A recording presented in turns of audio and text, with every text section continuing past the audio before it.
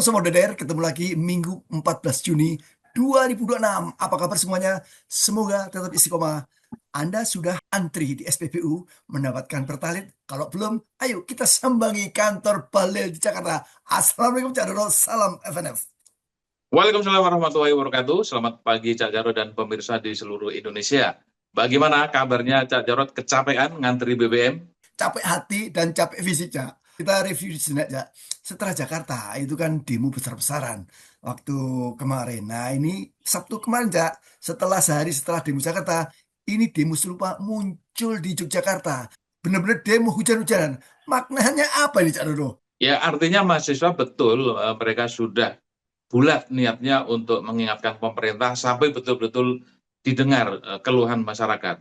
Tidak ada itu yang katanya di framing demo bayaran, settingan, dan dikendalikan oleh siapa, nggak ada. Jadi ketika mahasiswa sudah turun, apalagi BEM seluruh Indonesia sudah serentak turun di berbagai wilayah di kampus mereka masing-masing, itu artinya serius, artinya bukan bayaran, artinya ada masalah yang harus segera direspon pemerintah untuk segera dicari solusinya. Jadi jangan dibelokkan ke tuduhan macam-macam yang sehingga publik tidak merespon ke tindakan mahasiswa. Kan seperti itu. Betul, Cak. Mereka, mahasiswa itu menyampaikan tuntutan yang sekarang dirasakan oleh masyarakat banyak. Satu, bagaimana anggaran dihambur-hamburkan lewat apa? Programnya Pak Prabowo, Koperasi Merah Putih dan MBG. Yang kedua adalah kenaikan harga Pertamax. Memang ini BBM non subsidi, tapi Pak, rangkaiannya luar biasa, terkena dampaknya masyarakat semuanya, Cak. Jadi mahasiswa tetap menuntut 5 tuntutan itu, bagaimana Prabowo harus membersihkan dari anasir-anasir politik ya, yang korupsi dan juga orang yang tidak profesional dan menjadi perpanjangan tangan Jokowi, banyak sekali sebenarnya. Jadi tuntutan mahasiswa itu sangat logis karena menyangkut kehidupan yang sulit hari ini. Kemudian ada Lima, 5. perbaikan ekonomi, terus tentang kebebasan sipil berpendapat, sama Oh pencabutan ya, undang TNI dan Polri ya. berkaitan dengan BBM, sekarang masyarakat dari semua lapisan sudah merasakan dampaknya dan akan terus berlanjut.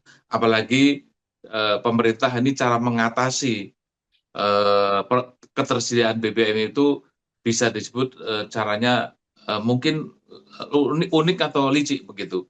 Memang betul Pertalite tidak naik, tetapi tidak ada barangnya gitu. Jadi kan bohong-bohongan aja. Sekarang orang untuk mendapatkan Pertalite itu harus tengah malam jam 2 gitu.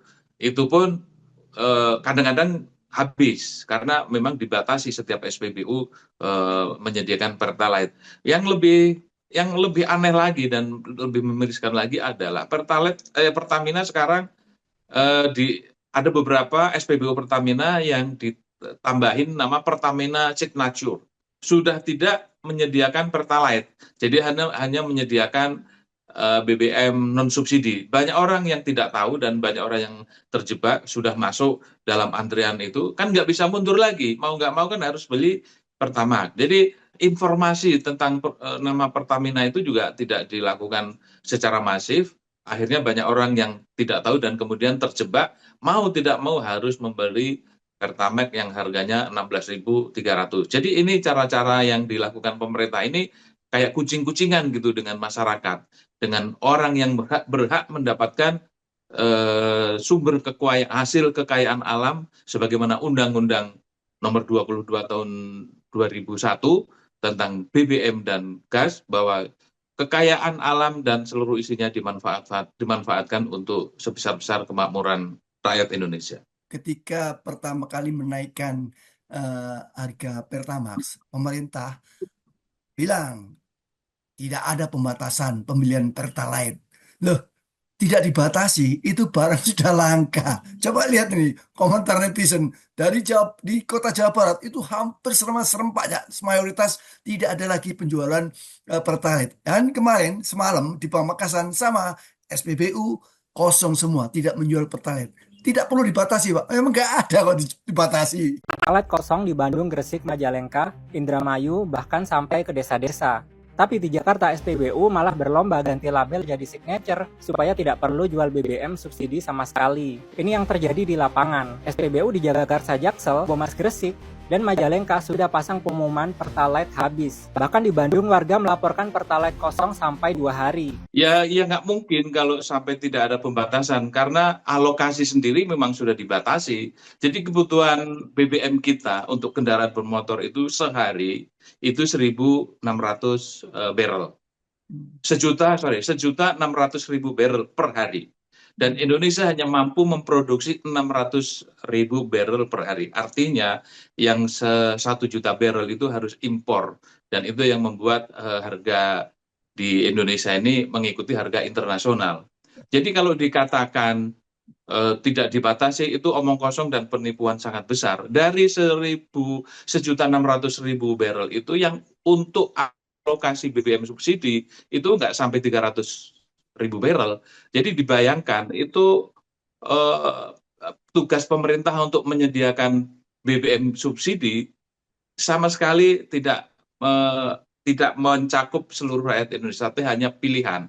Padahal itu sudah diamanahkan oleh Undang-Undang tentang migas, Undang-Undang Nomor 22 tahun 2001, bahwa negara harus memberikan BBM subsidi untuk kepentingan masyarakat yang lebih luas. Tetapi faktanya negara hanya menyediakan kurang dari 300.000 barrel per hari. Ini kan sangat ironis, apalagi kemudian pejabat bilang tak terbatas dan ketersediaan cukup. Ini jelas-jelas informasi yang menyesatkan. Kita itu berharap pemerintah itu fair lah.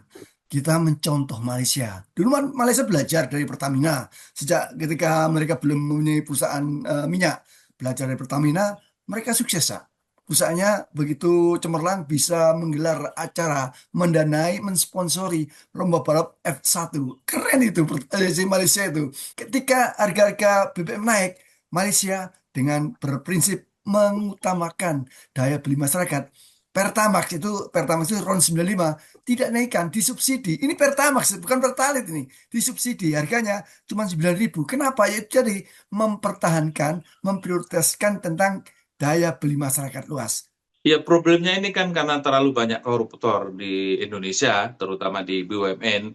Bagaimana mereka yang diberi amanah untuk bekerja sebaik-baiknya, tapi yang dipikirkan adalah kepentingan pribadi. Kalau kita lihat list koruptor yang ada di Pertamina, bagaimana kemarin yang terjadi kasus pengoplosan, itu baru di pengoplosan, belum nanti di distribusi, belum lagi di hulunya, di tempat eksplorasi. Banyak sekali korupsi yang terjadi sehingga membutuhkan biaya yang besar, dan yang menjadi korban adalah masyarakat. Hak masyarakat yang harus mendapatkan bahan bakar murah itu tidak terpenuhi karena dikorupsi para pejabat tingginya. Jadi kalau Pertamina belajar dari Indonesia dulu, Petronas belajar dari Indonesia, itu belajar yang baik-baik saja.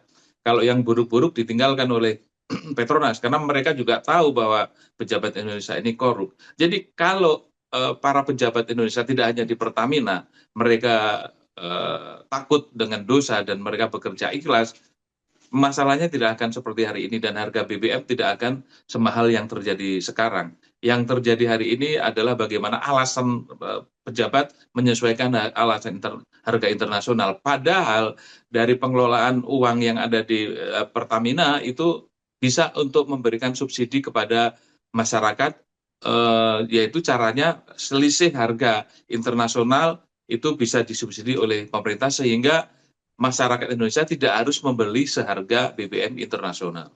Itu tak bedanya antara Indonesia dengan negara-negara yang berjaya. Ini ada guyonan candaan Ustadz Latif, tapi tetap mengena ya.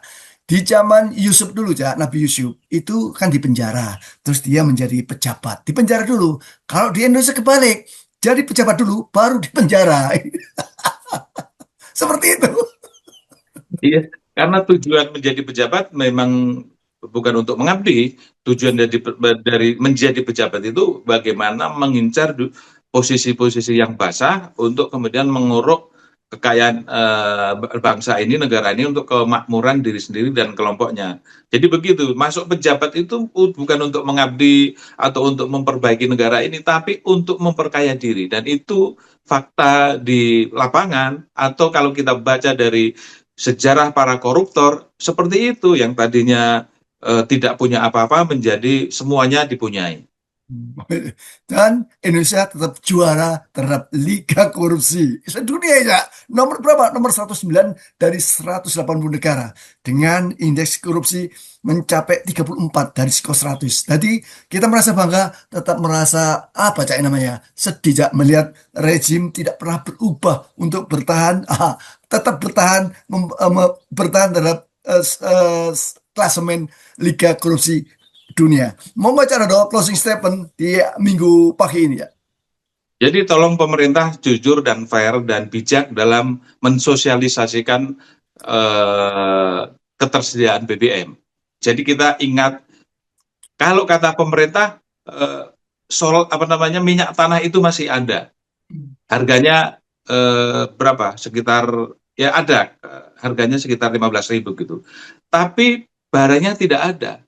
Pemerintah bilang Pertalite tersedia dan ada, bilang cukup, tapi barangnya nggak ada. Itu kan pembohongan, membohongi publik, seakan-akan pemerintah itu melayani masyarakat sebaik-baiknya. Padahal itu kucing-kucingan, mungkin tipu-tipu gitu ya.